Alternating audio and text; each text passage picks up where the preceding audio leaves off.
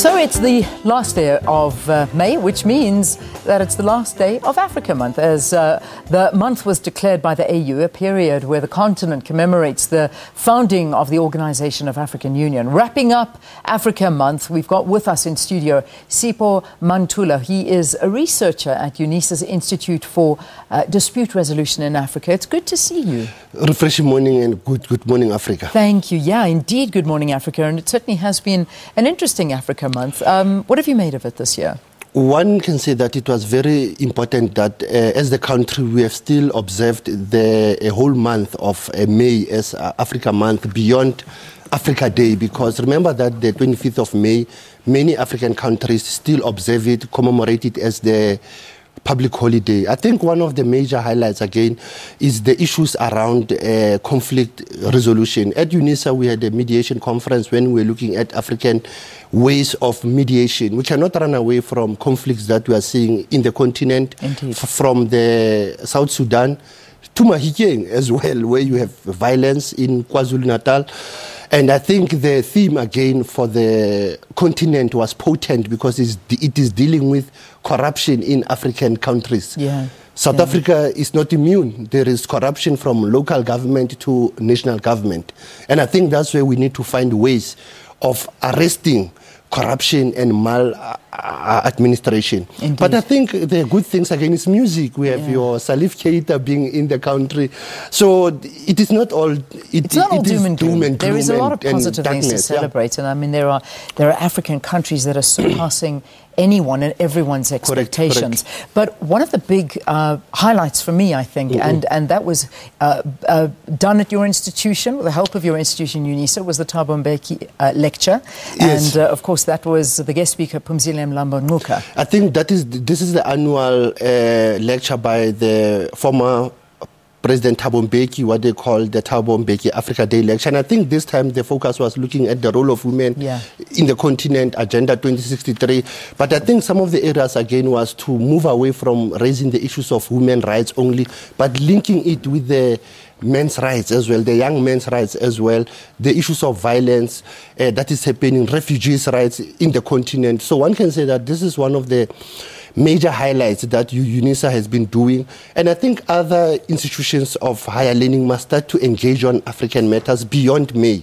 Because one will say that we cannot talk about Africa Month only in May, when next month we are talking about the Youth Month. The youth of this continent must be aware of the developments and challenges facing Africa. Yeah, it should be on top of the agenda all the time. Correct. We also had something that the AU Commission made, and this is the decision to silence guns by 2020. This is 2 years away. No, this is an illusion and a dream that I think it is a vision that is bled, because we cannot silence guns when in the southern Sudan, as we are speaking now, there is a conflict going on in Mali, in Somalia, even in our borders. Just you look at Zimbabwe, there are issues happening. You look at one can say West Africa, Gambia, Namibia,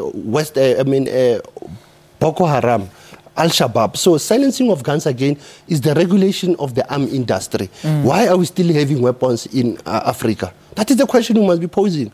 Who is benefiting in African conflicts? Indeed. This is what we call the cost of economic wars.